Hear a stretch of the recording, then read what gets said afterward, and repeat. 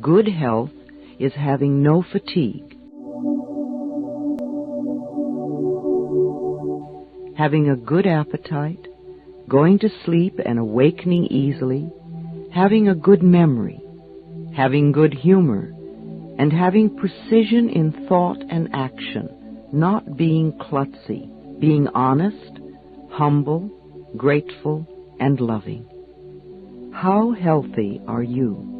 I do not heal anyone. The work I do is to help people understand how their own mental patterns are constantly creating their own life experiences, all of them, the good experiences and the so-called bad experiences, and also how these same mental patterns are contributing to the ease and dis-ease in their bodies.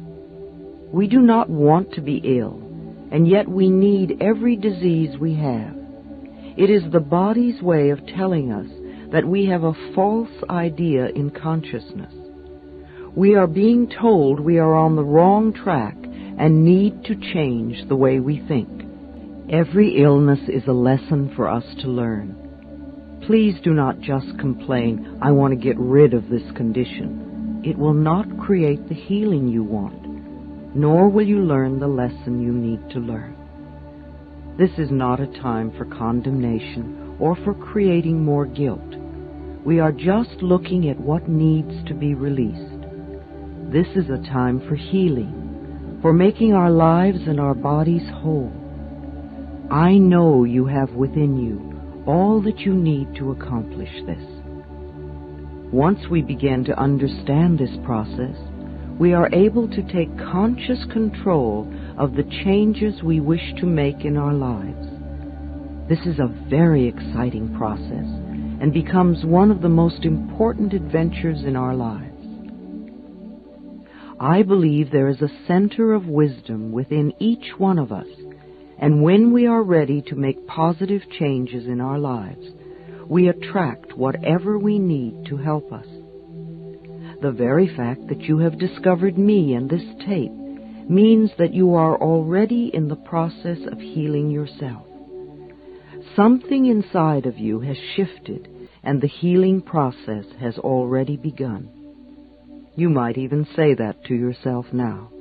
I have already begun the healing process.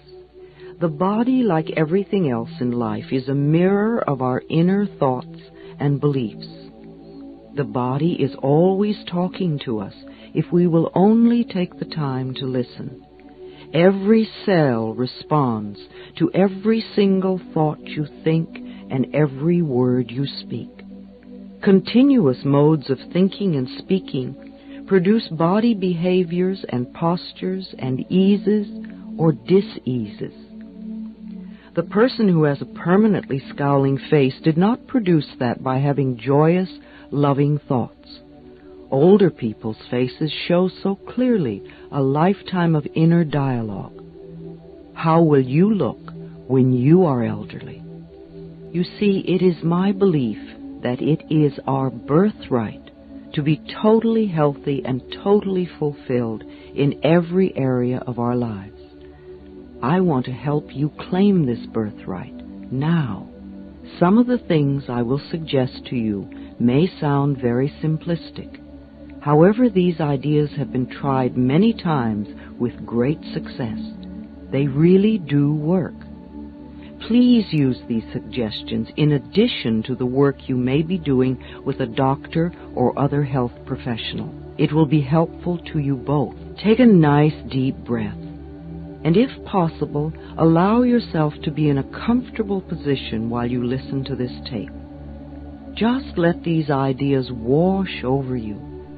Only those ideas that are right for you will be accepted by you. It doesn't matter whether you understand them all or not, or if they make sense to you right now. Just let yourself play this tape over and over, even if you are not actually listening to the words. Your subconscious mind will hear and record whatever you need. I believe that all illness is self-created. Not that we say, I want to have this illness, but we create a mental atmosphere where this disease can grow and flourish. Our internal mental dialogue reacts in every cell in the body.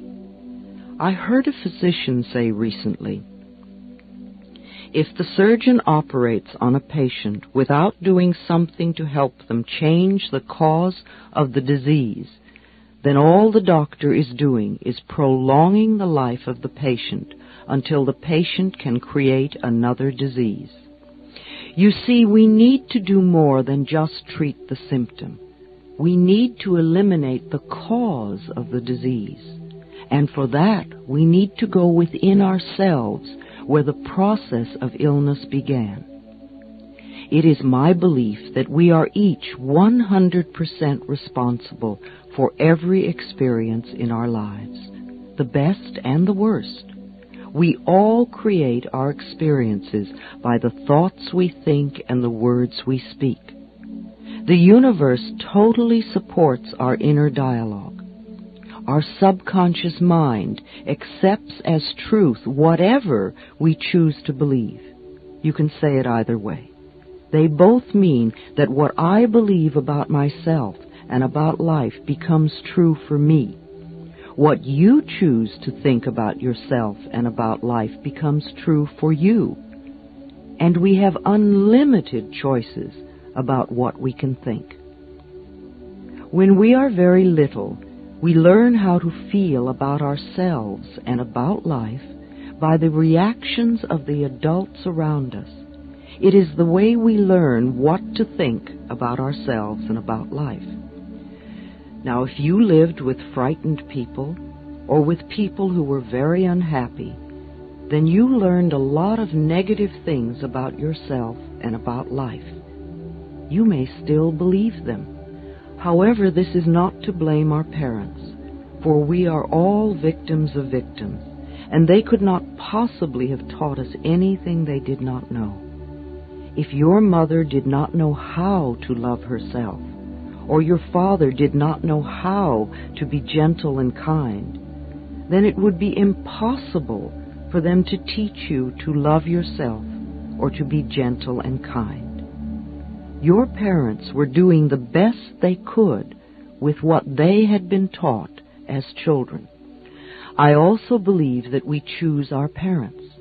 Each one of us decides to incarnate upon this planet at particular points in time and space. I believe we do this because we have chosen to come here to learn a particular lesson that will advance us on our spiritual evolutionary pathway. We choose our sex, our color, our country, and then we look around for the particular set of parents who will mirror the pattern we are bringing in to work on in this lifetime. Often when we grow up, we point our fingers accusingly at our parents and whimper, "You did it to me." But really, we chose them because they were perfect for what we wanted to work on overcoming. As very little children, we learn our belief systems, and then we move through life creating experiences to match our beliefs. Look back in your own life and notice how often you have gone through the same experiences. Well, I believe that you created those experiences over and over because they mirrored something that you believed was true about yourself.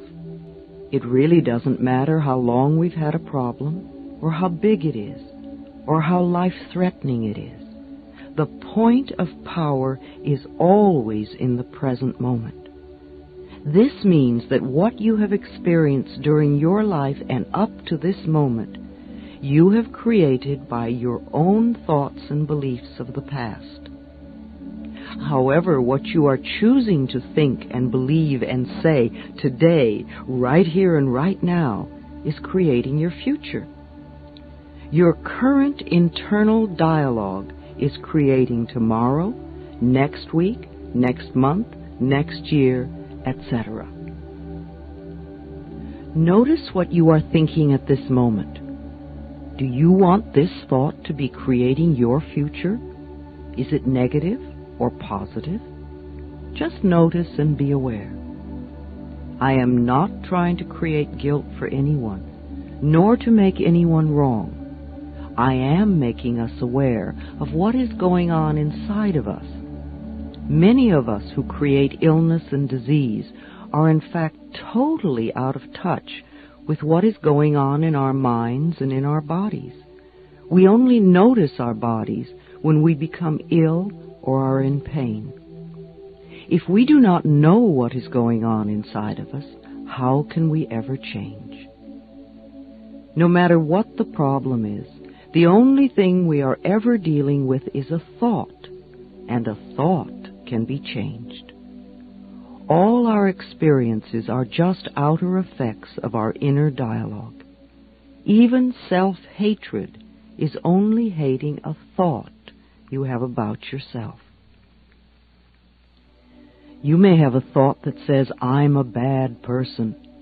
This thought produces a feeling, and you accept the feeling as true. However, if you eliminate the thought, you won't have the feeling. Thoughts can be changed. Change the thought and the feeling must go. Believe it or not, we do choose our thoughts. We may habitually think the same thought over and over so often that it does not seem that we are choosing the thought, but we did make the original choice. We can refuse to think certain thoughts. Look how often you have refused to think a positive thought about yourself. Well, you can also refuse to think a negative thought about yourself, too. It seems to me that everyone on this planet that I know or have worked with is suffering from self-hatred and guilt to one degree or another. The more self-hatred and guilt we have, the less our life works. We find we have an inability to speak up for ourselves, and we are always trying to please others. Or we may be angry and explosive all the time. The less self-hatred and guilt we have, the better our lives work on all levels. This includes the health of the body, too. It has been my experience that the very bottom line for everyone I have worked with is always, I'm not good enough. And we often add to this, I don't do enough, or I don't deserve. Does this sound like you? Always saying or implying or feeling that you are not good enough? But for whom? And according to whose standards? Now, if these negative beliefs are very strong in you, then how can you possibly create a loving, joyous, prosperous, healthy life? Somehow your subconscious beliefs would always be contradicting these objectives and making sure you do not obtain your goals. I find that resentment, criticism, guilt, and fear cause more problems in our bodies and in our experiences than anything else. These feelings come from blaming others and not taking responsibility for our own lives. You see, if we are all 100% responsible for everything in our lives, then there is no one to blame. Whatever is happening out there is only a mirror of our own inner thinking. I am not condoning other people's poor behavior, but we must realize it is our beliefs that attract to us people that will treat us that way. If you find yourself saying, everyone always does such and such to me, criticizes me, ignores me, takes advantage of me, or abuses me, then this is your pattern. There is some thought in you that attracts this behavior. On some internal level, you believe you deserve to be treated this way.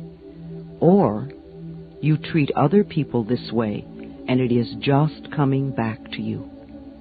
Whatever we give out, mental, physical, or verbal, will come back to us. When we no longer think or behave this way, the other people will change their behavior, or they will go and do that to someone else who believes they deserve it. You will no longer be attracting the experiences you say you do not want. Whether we want to change a life experience or a physical problem, the place to begin is to say so. Literally say, I am willing to release the pattern within me that is creating this experience or this condition. You can say this to yourself over and over every time you think of your illness. Say this with me now. I am willing to release the pattern in me that has created this condition. The minute you say this affirmation, you are stepping out of the victim role. You are no longer helpless. You are acknowledging your own power. You are saying, I may not understand it, but somehow I am beginning to understand that I contributed to creating this problem, and now I take my own power back, and I am releasing it and letting it go. What a powerful statement to have your subconscious mind supporting. As I said, resentment of others, criticism of ourselves, guilt over the past, and fear of the future are the most damaging mental thought patterns we can have. This kind of internal dialogue creates and maintains dis-ease in the body. These thoughts can destroy the body. Fear can contribute to baldness, ulcers, colon problems, and even painful feet, among other things. Criticism as a permanent habit can often lead to arthritis in the body.